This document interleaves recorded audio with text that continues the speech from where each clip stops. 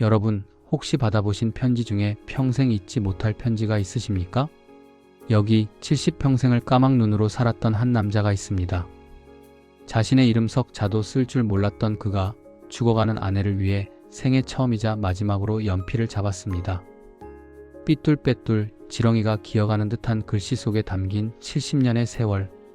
오늘 들려드릴 이야기는 세상에서 가장 늦게 도착한 하지만 가장 뜨거운 어느 노부부의 연애 편지입니다. 덕수 할아버지는 마을에서 소문난 호랑이 남편이었습니다.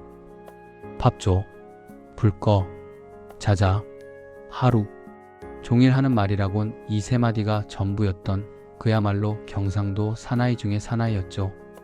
아내인 순자 할머니가 평생 뼈 빠지게 농사짓고 자식들 뒷바라지하며 손발이 다 트도록 일할 때도 덕수 할아버지는 따뜻한 말 한마디 건넬 줄 몰랐습니다. 할아버지가 그렇게 무뚝뚝했던 건 사실 마음속 깊은 곳에 있는 자격지심 때문이었습니다. 가난한 소장농의 아들로 태어나 학교 문턱도 밟아보지 못한 까막눈. 그게 덕수 할아버지의 평생의 한이었습니다. 관공서에 가서 서류 한 장을 뗄 때도, 은행에 가서 돈을 찾을 때도 할아버지는 늘 아내 뒤에 숨었습니다.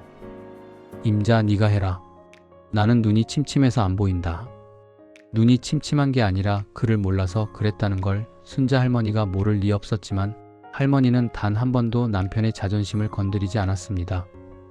그저 묵묵히 남편이 눈이 되어주고 손이 되어주었죠. 그러던 어느 날이었습니다. 평소 소화가 안 된다며 활명수만 찾던 할머니가 부엌에서 피를 토하며 쓰러졌습니다. 급하게 119를 불러 찾아간 대학병원. 의사 선생님은 차트를 보며 너무나 무심하게 사형 선고를 내렸습니다. 위암 말기입니다. 이미 다른 장기로 전이가 많이 돼서 수술도 어렵습니다. 길어야 3개월. 마음의 준비를 하시는 게 좋겠습니다.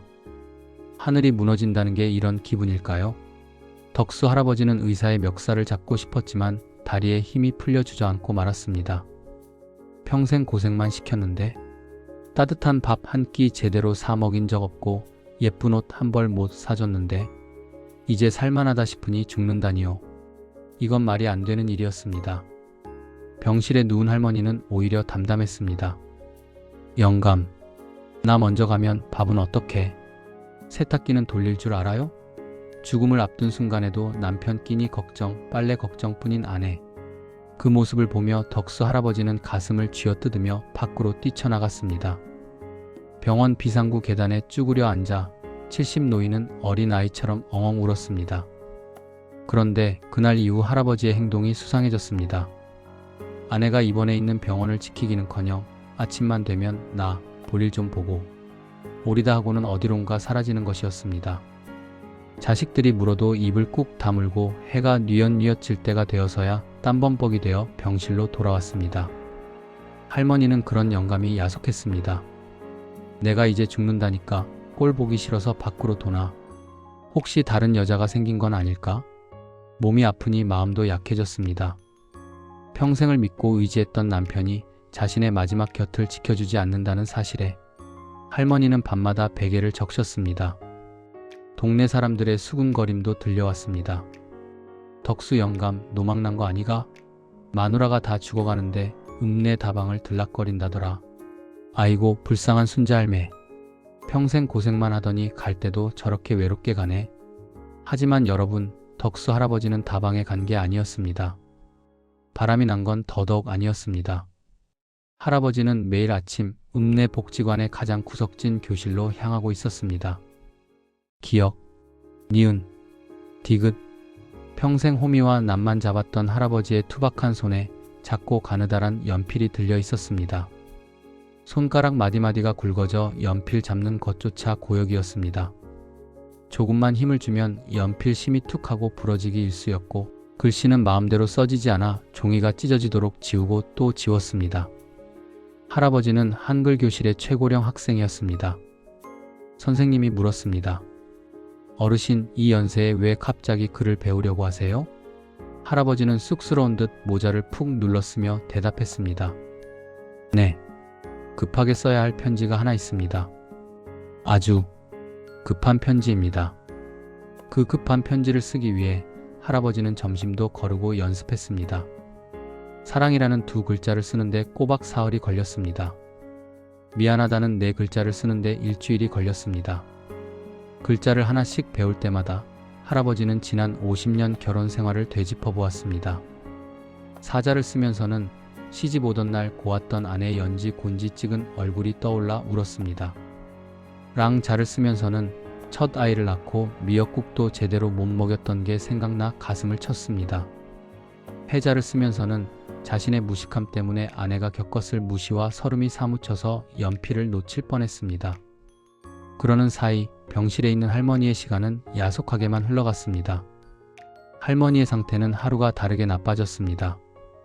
이제는 물 한 모금 넘기기도 힘들어졌고 정신이 오락가락하는 시간도 늘어났습니다. 영감 왔어요? 할머니가 흐릿한 눈으로 남편을 찾을 때마다 자식들은 거짓말을 해야 했습니다. 아버지, 밭에 물 대러 가셨어요. 금방 오실 거예요. 사실 할아버지는 병실 문 앞까지 왔었습니다. 창문 틈으로 앙상하게 마른 아내의 얼굴을 훔쳐보며 주머니 속에 꼬깃꼬깃한 공책을 만지작거렸습니다. 아직이다. 아직 멀었다. 조금만 더 참아도 내 멋지게 써서 읽어줄 꾸마. 할아버지는 눈물을 삼키며 다시 발길을 돌렸습니다. 아내에게 완벽한 편지를 읽어주기 전까지는 차마 그 손을 잡고 울 자격도 없다고 생각했기 때문입니다. 어느 날 밤 복지관 수업이 끝나고 텅 빈 교실. 할아버지는 선생님을 붙잡고 사정을 했습니다. 선생님요, 내일은 내가 이걸 꼭 다 써야 합니다. 우리 할망구가 내일은 못 넘길 것 같답니다. 제발 좀 도와주이소. 할아버지의 눈에서는 닭똥 같은 눈물이 뚝뚝 떨어져 공책을 적셨습니다. 그날 밤 할아버지는 밤을 꼬박 새웠습니다. 쓰고 지우고 다시 쓰고 평생 입 밖으로 내지 못했던 그 말들을 삐뚤빼뚤한 글씨로나마 종이 위에 꾹꾹 눌러 담았습니다. 손에 쥐가 나고 눈이 침침했지만 멈출 수 없었습니다. 이것이 아내에게 줄 수 있는 이승에서의 마지막 선물이 될 테니까요. 다음날 새벽 병원에서 위급하다는 연락이 왔습니다. 할아버지는 낡은 가방에서 공책 한 권을 꺼내 들고 허겁지겁 병원으로 달려갔습니다. 병실에는 이미 자식들이 모여 울고 있었고 할머니의 숨소리는 꺼져가는 촛불처럼 위태로웠습니다. 비켜라. 다들 좀 비키라. 할아버지는 자식들을 밀치고 아내의 곁으로 갔습니다. 임자, 내 왔다. 덕수 왔다. 눈 좀 떠봐라, 임자. 할아버지의 목소리에 할머니가 힘겹게 눈을 떴습니다. 초점 없는 눈동자가 남편을 향했습니다. 할아버지는 떨리는 손으로 품속에서 공책을 꺼냈습니다. 그리고 평생 처음으로 아내의 앙상한 손을 두 손으로 꼭 잡았습니다. 임자, 내 말 잘 들어라. 내가 네 줄라고 편지 써왔다. 내가 이거 읽어줄라고. 그동안 밖으로 돌았다. 오해하지 마라. 할아버지는 돋보기를 코끝에 걸치고 빗뚤뱉뚤한 글씨를 더듬더듬 읽어 내려갔습니다. 병실 안은 순식간에 눈물바다가 되었습니다. 임자 보시오. 나 덕수요. 글을 몰라 답답했지? 미안하오. 평생 소리만 지르고 고생만 시켜서 미안하오. 당신은 나한테 과분한 사람이었소. 꽃 구경 한번 제대로 못 시켜줬는데 이렇게 가게 해서 미안하오. 할아버지의 목소리가 울음 섞여 쇳소리가 났습니다. 할머니의 눈가에서도 주르륵 눈물이 흘러내렸습니다. 임자, 겁먹지 마소. 나도 금방 따라갈 꾸마. 거기 가서 우리 다시 만나면 그때는 당신이 주인하고 내가 머슴할게. 당신 손에 물 한 방울 안 묻히고 내가 밥하고 빨래하고 다 할게. 그러니 부디 아프지 말고 좋은 데 가서 기다리고 있어라. 할아버지는 잠시 숨을 고르더니 마지막 문장을 힘주어 읽었습니다. 순자야, 사랑한다. 네 만나서 참말로 행복했다. 고맙다. 사랑한다. 사랑한다는 그 말, 50년 동안 단 한 번도 해주지 않았던 그 말을 들은 순간 할머니의 입가에 옅은 미소가 번졌습니다. 마치 소녀 시절 수줍게 웃던 그 모습처럼 말이죠. 할머니는 마지막 힘을 짜내어 할아버지의 손을 꽉 잡았습니다. 그러고는 아주 작게 속삭였습니다. 영감, 애썼소. 나도. 좋았소. 그 말을 끝으로 할머니의 잡은 손에서 힘이 빠졌습니다. 심전도 모니터의 B- 소리가 길게 이어졌습니다. 할아버지는 통곡하지 않았습니다. 그저 아내의 식어가는 뺨을 어루만지며 아까 읽어주었던 편지를 아내의 가슴 위에 고이 올려주었습니다. 잘 가소. 내 편지 꼭 챙겨가소. 거기 가서 심심하면 읽고 또 읽으소. 내 금방 갈게. 장례식장 할머니의 영정사진 앞에는 국화꽃 대신 할아버지의 낡은 공책이 놓였습니다.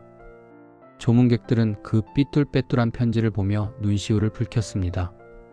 어떤 명필가가 쓴 글보다, 어떤 시인이 쓴 시보다 더 아름다운 이 세상에서 가장 슬프고도 따뜻한 연애 편지였으니까요. 여러분, 지금 곁에 있는 사람에게 사랑한다는 말 아끼고 계시지는 않나요? 나중에 돈 많이 벌면 시간 나면 하겠다고 미루고 계시지는 않나요? 할아버지는 말씀하십니다. 사랑은 미루면 후회가 되지만 표현하면 추억이 된다고 말입니다. 오늘 저녁 쑥스럽더라도 배우자의 손을 잡고 한번 말해보세요. 고맙소, 사랑하오. 그 한마디가 10년 뒤의 후회를 10년 뒤의 행복으로 바꿀지도 모릅니다. 지금까지 덕수 할아버지의 마지막 편지였습니다. 들어주셔서 감사합니다.